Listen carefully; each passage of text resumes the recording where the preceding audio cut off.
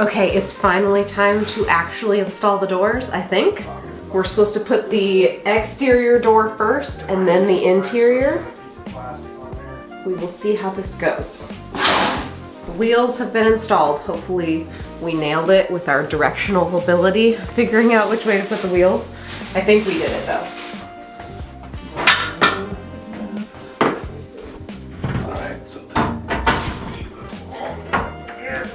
underneath there.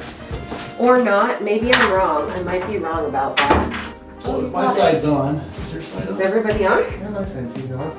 Okay, I think we're on the very final steps of this bathroom renovation. We just have handlebars to attach into the shower doors, and I think there's some like magnetic door things that we need to install to keep the doors closed. Matt's going to install those. And then I think it's done. As soon as we wrap up the shower door, we will do the final reveal and you guys can see everything we did to make this bathroom just freaking awesome. I'm so excited about how it's turning out. I can't wait to show you. All right, let's finish the shower door.